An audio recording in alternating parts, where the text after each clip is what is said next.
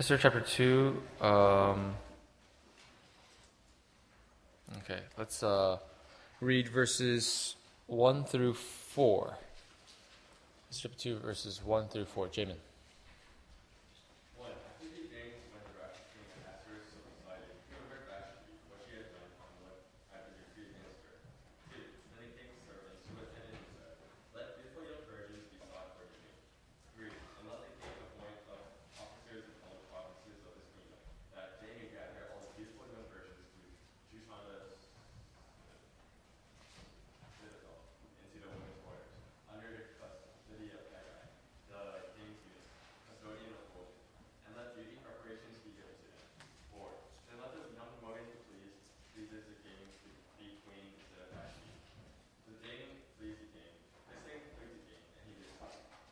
Okay. Amen. Some time had passed between chapter 1 and chapter 2. Okay. And if we jump ahead to verse 16, and we ask Deborah, please read.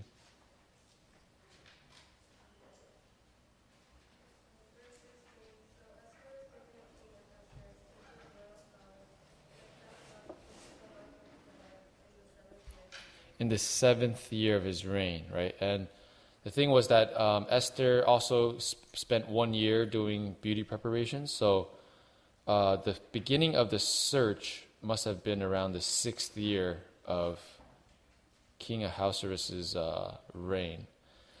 In chapter 1, we see that that feast, that was in the 3rd year of his reign.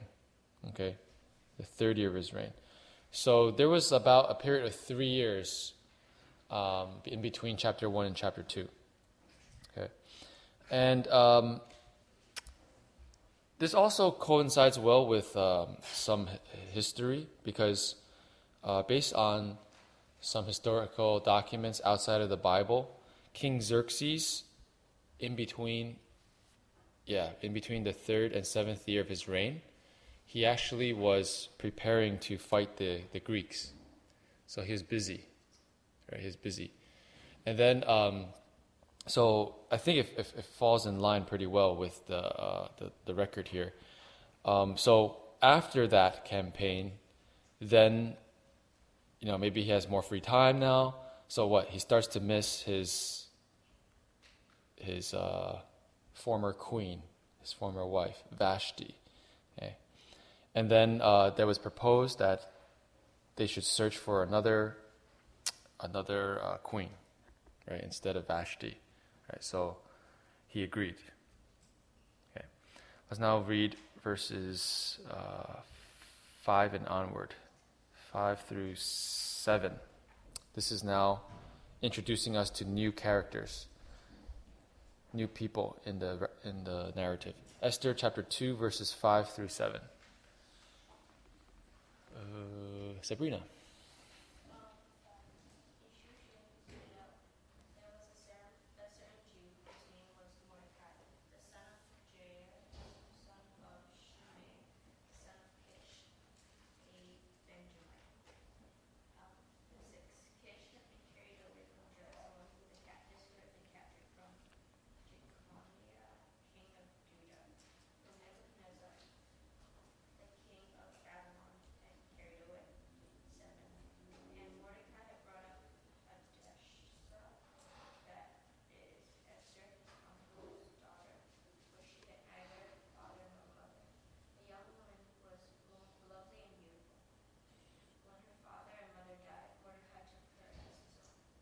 Okay.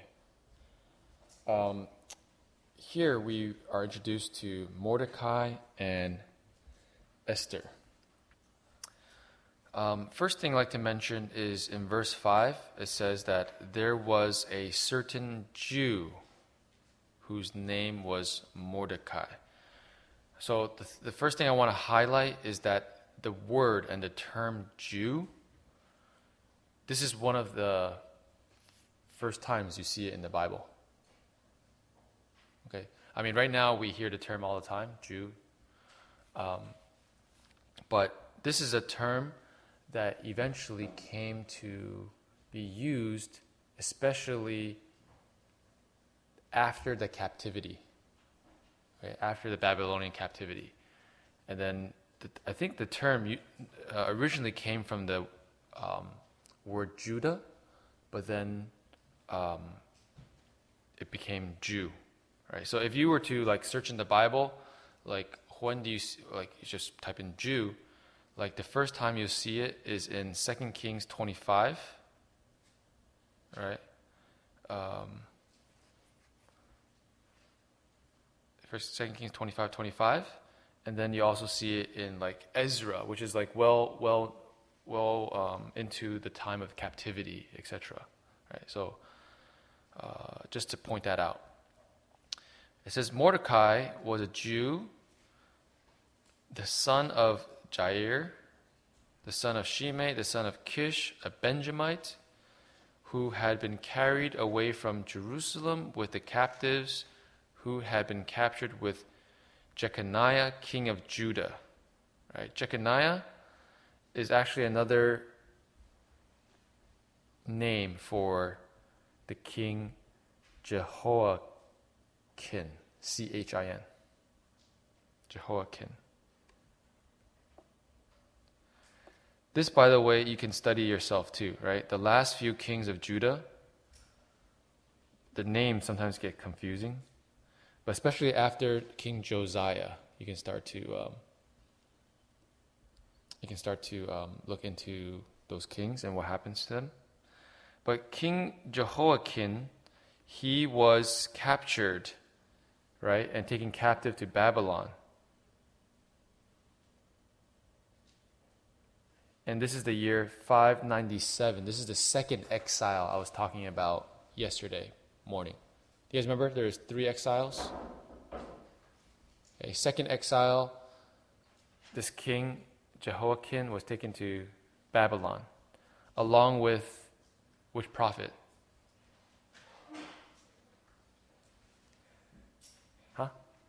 In the second exile, which prophet was captured? Ezekiel. Okay, Ezekiel. You can jump to Ezekiel chapter 1, verse 2. Okay, you don't have to turn to it. That's just for your record, right? That's how you know. Ezekiel chapter 1, verse 2. Okay, going back to Esther.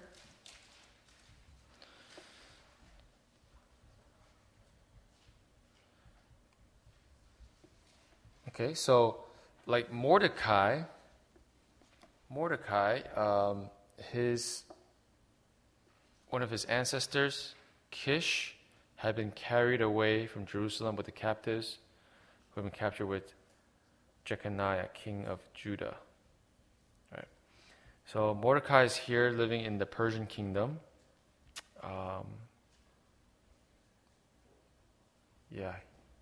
He did not go back to Jerusalem. Mordecai, the name itself, anybody know what Mordecai means?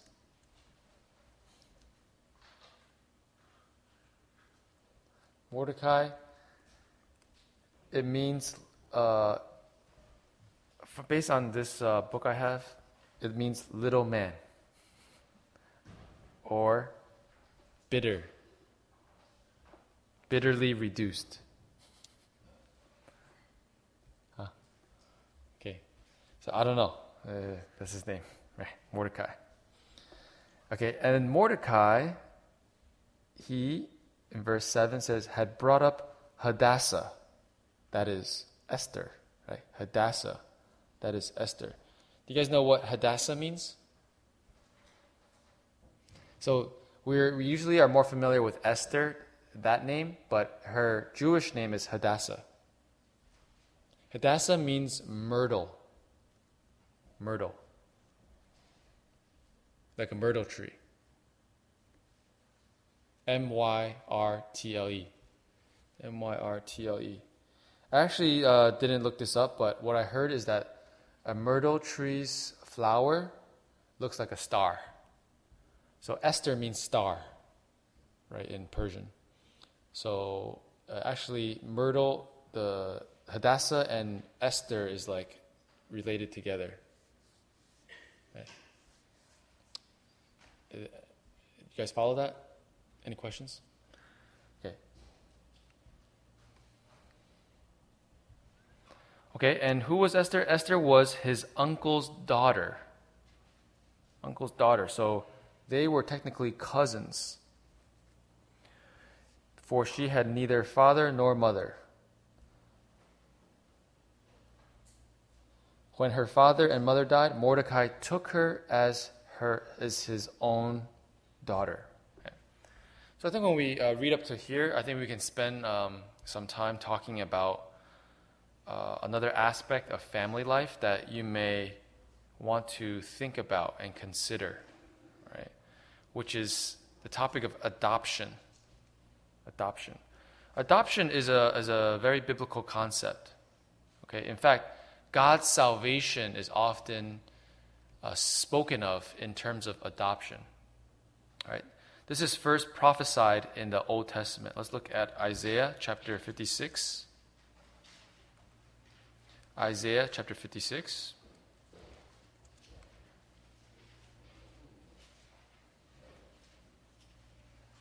Verse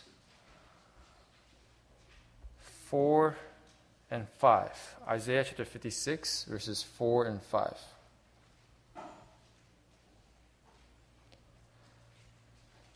Paul. Yeah, Isaiah 56, verses 4 and 5.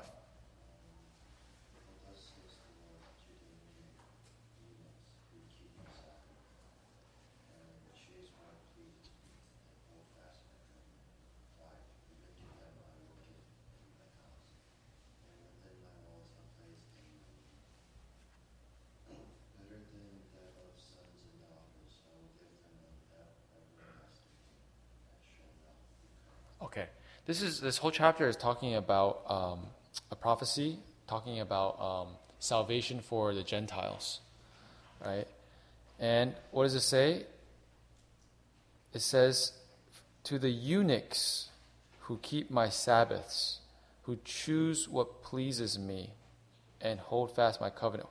Why does it specifically mention eunuchs here? Well, in the Old Testament, if you were a eunuch, if you had some type of deformity, you could not serve as a priest. You cannot draw close to God. Did you know that there's some regulations for priests? If you're bald, you cannot serve as a priest. Right? You know that? If you're a hunchback, you cannot serve as a priest. Right? So anyway, eunuch is used here symbolically. It's talking about people who were originally cut off from God, far away from God. If they keep God's Sabbaths, they hold fast to God's covenant, then what does it say? Verse 5 says, "I will give, even to them I will give in my house, within my walls, a place and a name." Right? "Better than that of sons and daughters, I will give them an everlasting name that shall not be cut off." Right? So this is the action, even though the word is not mentioned here, but this is the action of adoption. Right? When you adopt someone, this person originally was not part of your house, was not part of your family. You take them into your house, you give them, they're allowed to bear your name, usually. Right? Anybody know people who have been adopted? Right? Do they bear the last name of their adopted parents? Do you know? Yeah, they do, right? They do. I knew a few adopted people in high school. I especially remember 2 or 3 Korean Americans, right? They were adopted by, they were adopted. Well, I think they were born in Korea, but they're adopted by Americans, so they have American last names. Okay. So. So maybe when you just originally look at the name, you don't think this person is Asian, but actually they were Asian. Right? So when you are adopted, you have the right to be in the house. You have the privilege and honor to be in the house. You also can have the name too. Okay. And then this will be an everlasting name that will not be cut off. So this is, of course, talking about God's salvation, that God will give them the right to be a son and daughter, even better than a son and daughter, and this inheritance, this name will never be cut off. Right? So, of course, this is not talking about physically speaking. This is talking about spiritually speaking. God will adopt all these type of people who were originally cut off from him, were very separate, these Gentiles, then now they will be part of the house of God, right? The salvation of God. So you can see in New Testament, Paul often talks about salvation in that way too. Okay, let's look at a few verses. Let's turn to Romans chapter 8, verse 15. Romans chapter 8, verse 15.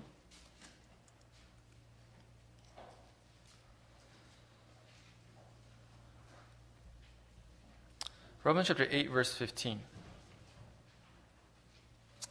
Benny.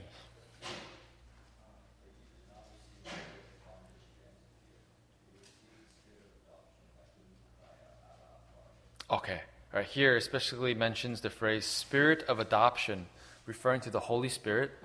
You did not receive the spirit of bondage, right, which is talking about being enslaved to sin, to the law of sin, right, to your sinful nature. No, what you received is the spirit of adoption, by whom we cry out, Abba, Father. So the Holy Spirit basically testifies that we are the sons of God. Let's go to chapter 8, verse 9. Right? Verse 9. Timothy. Chapter 8, verse 9.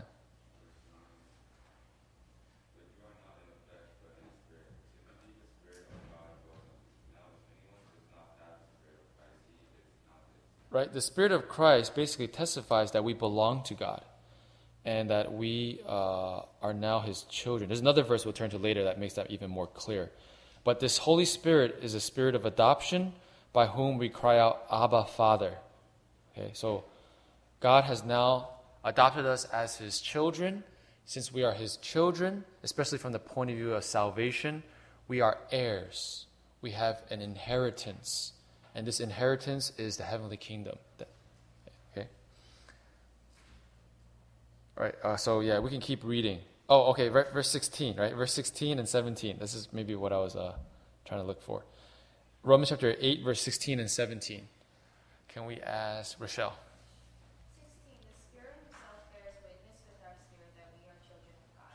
17. And if children, then heirs, heirs of God, and joint heirs with Christ, if indeed we suffer with Him, that we may also be glorified together. All right. So the Spirit of God, a Spirit Himself bears witness that we are the children of God, and that we are heirs, joint heirs with Christ.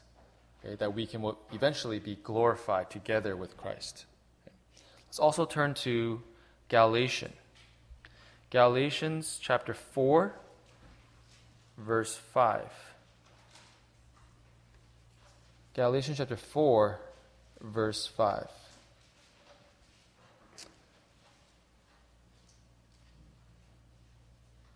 Oh, sorry, before there's 2 Timothys. Let's ask Timothy Yen.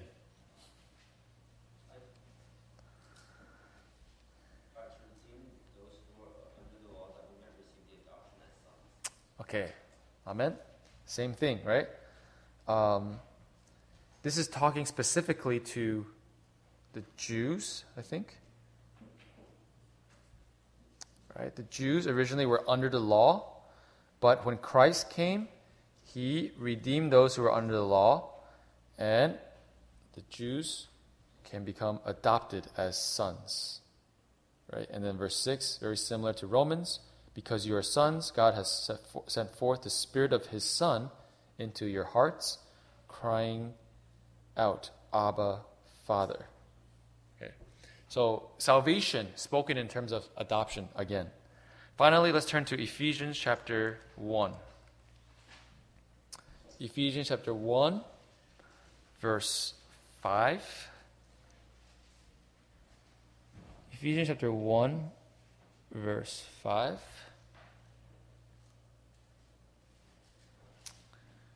Sophia.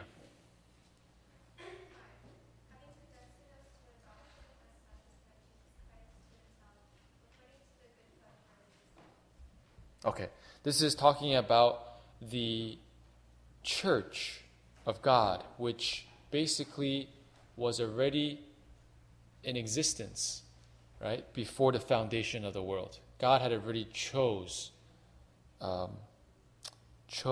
us in Him to be predestined to what? Adoption as sons by Jesus Christ Himself, right? So I think it's very clear, both in the Old Testament and the New Testament, there's a lot of different verses and language talking about salvation in terms of adoption. Okay, so that people who were originally not part of the family of God, not part of the household of God, right, referring to salvation, now can be saved, now can enter into the house and receive the inheritance, the full rights, the full privileges of a son or daughter. Okay. So this is the spiritual angle of adoption, right? But the physical angle is also something we can think about too, right? I know that there's a lot of Christians in general that try to promote adoption, which is something very biblical, okay? Because, here we see Mordecai taking in Esther. You can see that in general, salvation is talking about how God showing mercy and compassion on those who originally were not part of His house, right, to the Gentiles, and then adopting that in. So in the same way, like in the future, like if you have the means, you have the love and mercy, you can also consider adoption in the future. Okay, but one thing I would say, like I also spoke to several years ago, I was speaking to some sisters. Some sisters had this concept of like they would not have any of their own children, purposely not have any of their own children, and just adopt. And to me, I think it's a little bit weird. Okay, a little bit weird. Anybody have that concept here? Do you think that's weird, or I don't know?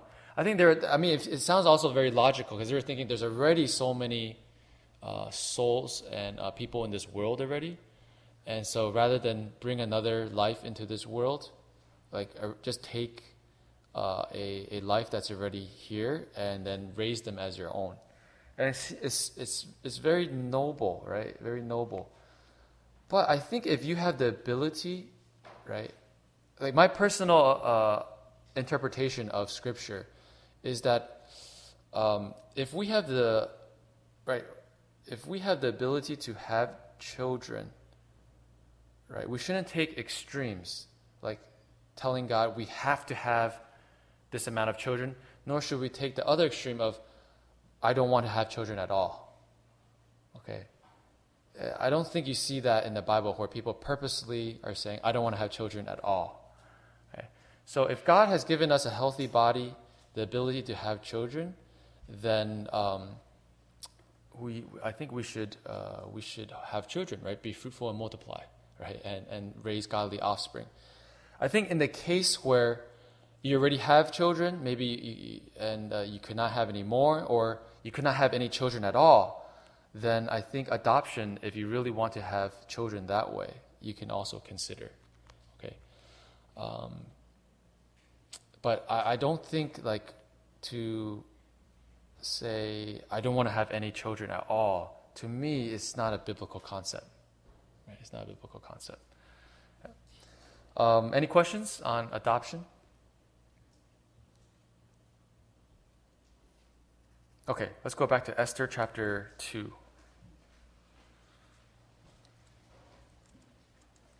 You must be aware though, right? Adoption, it sounds very nice, but you have to be aware too that it's not going to be as easy as you think. And also in America too, it's really expensive to adopt.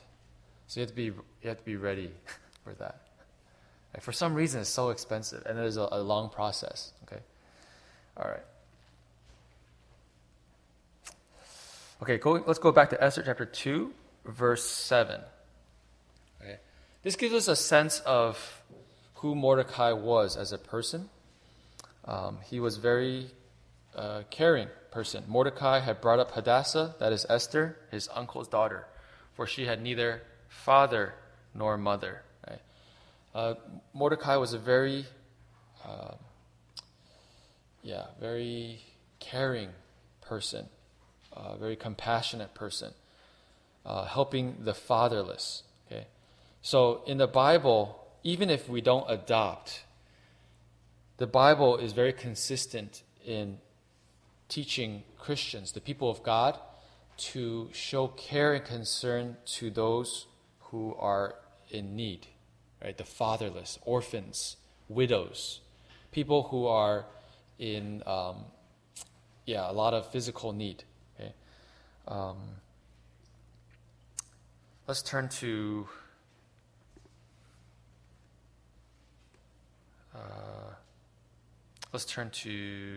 James. Right, let's turn to James. James chapter 1.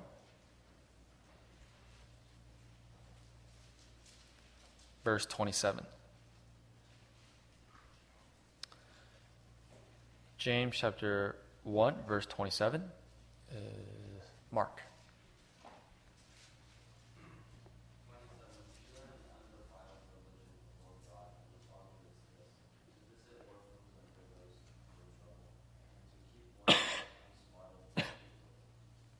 Okay.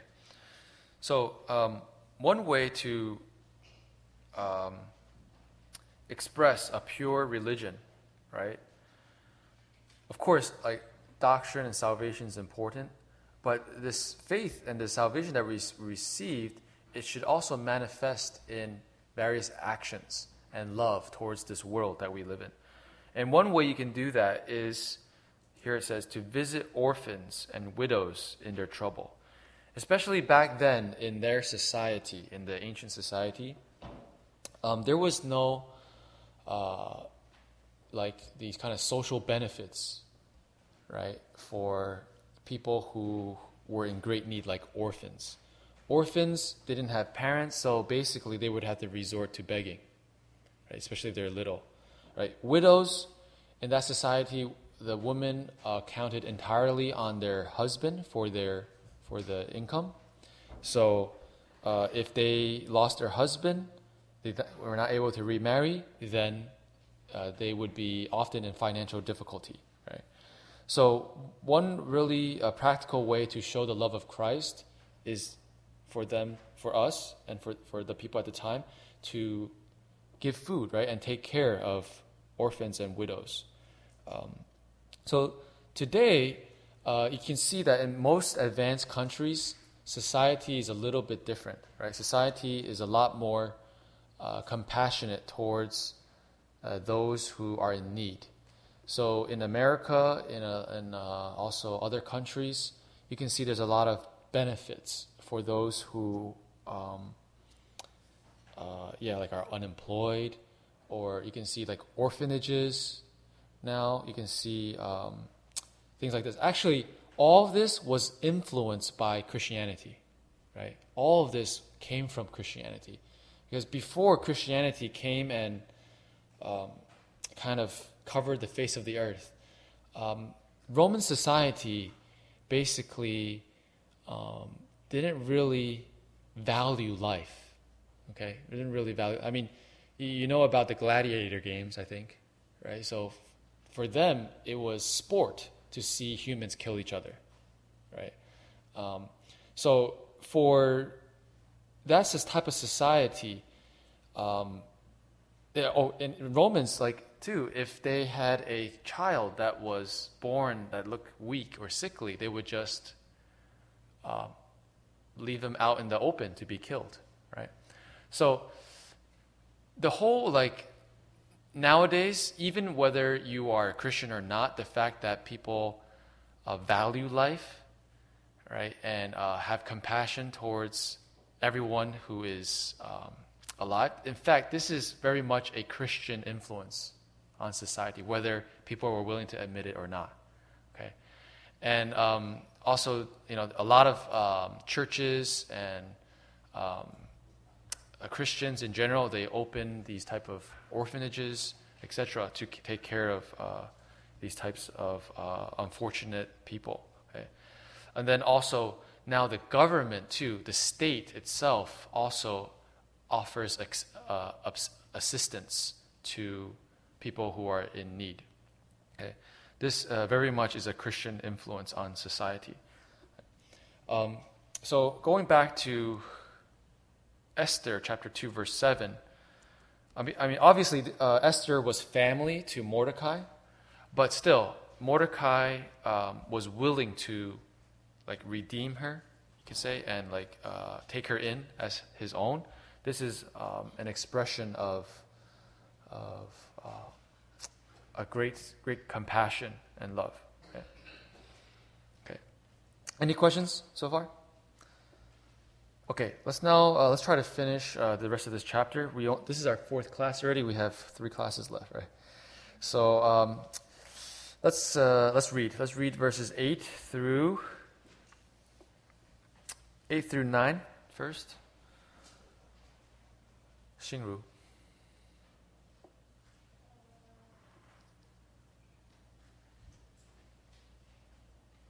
Esther chapter 2 verses 8 and 9.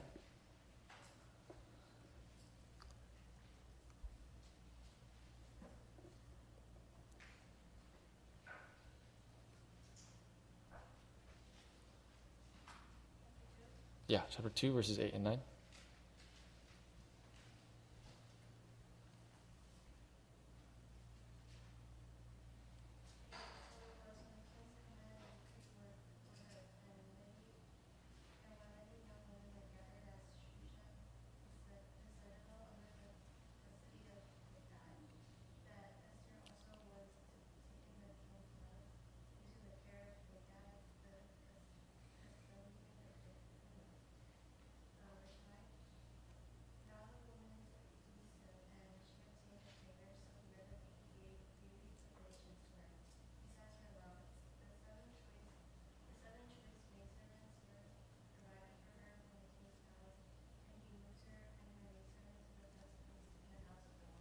Okay, so this is talking about how Esther eventually was involved with this decree to find a new queen for the king. And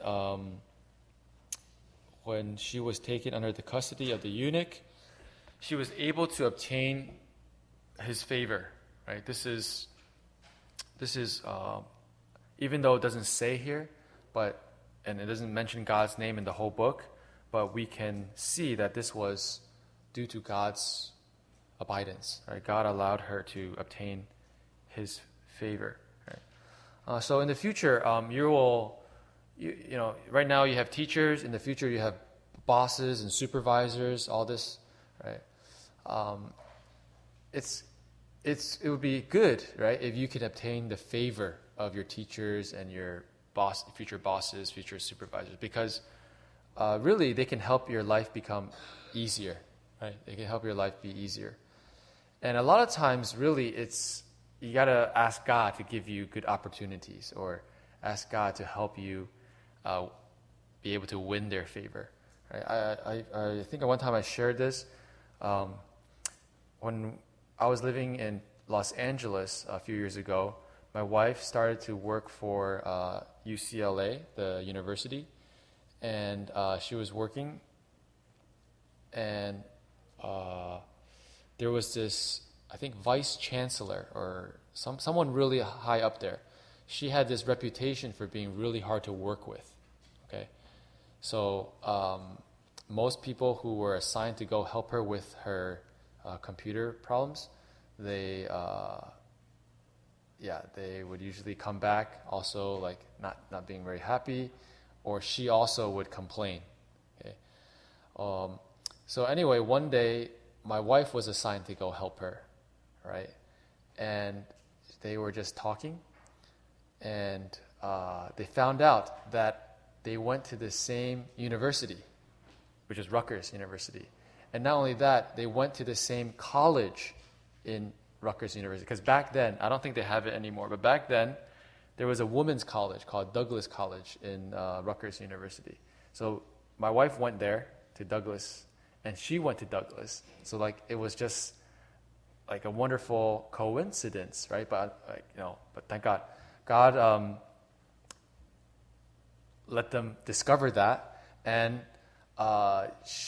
this vice chancellor was very praiseworthy of all of my wife's work, right? So in the past, everyone who helped her was like, always get bad remarks or whatever. But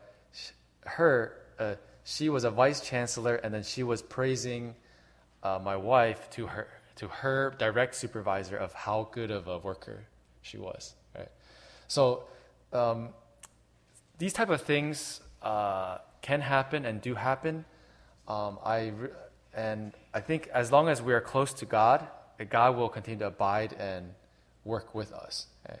So right now you're in high school.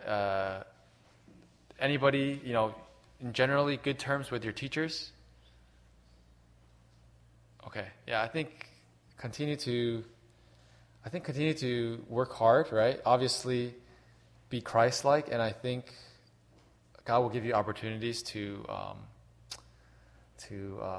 win their favor, and then maybe they'll help you out. They'll make your life easier. Right? So here, Esther was able to win his favor, and he gave her like more beauty preparations, right? Extra. And not only that, moved her to the best place in the house. Maybe she could sleep easier, get the beauty rest. Okay? Beauty rest is very important for, I think, your appearance. I think. Is it true? In general, I think rest, right? Stay hydrated, sleep well, and then generally your appearance will be better and healthier. Okay? Otherwise, we have bags under our eyes or something. I think I might even have bags under my eyes too. I don't know. Okay, so she had the best place in the women's quarters. Okay, let's read verse 10 and 11 now. 10 and 11. Isabel.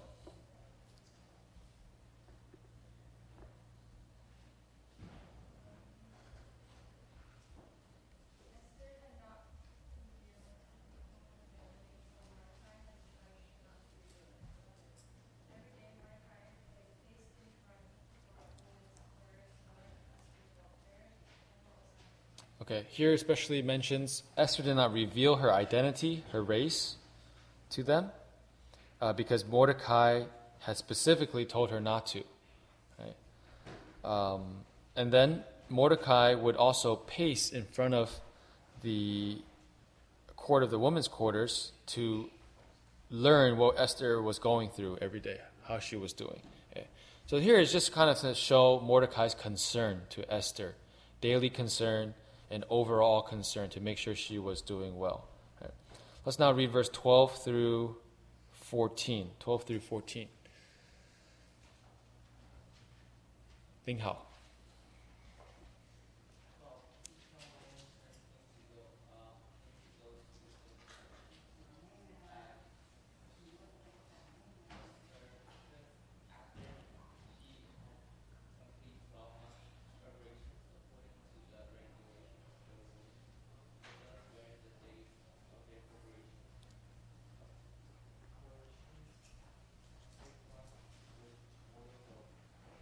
Mer.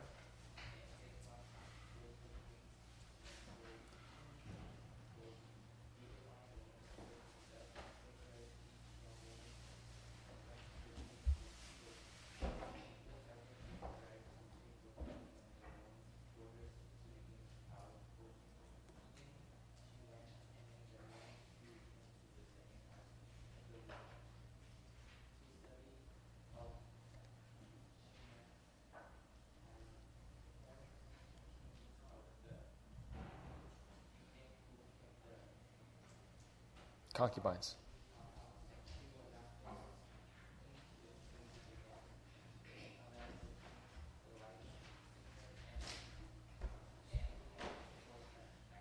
Okay, so this is just talking about the process of how the king would select his queen. After 12 months of preparations, the women would have their turn to go and see the king. And basically, when they went, it was kind of like an interview process, not like that. Of course, not. Don't think of it like a job, but it was basically to see if the king would like her.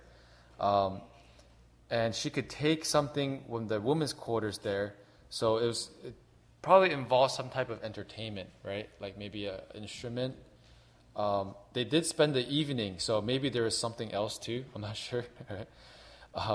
But basically, if the king was delighted, then he could call her again. Okay. Let's now read verse 15 through 18. 15 through 18. Vivian.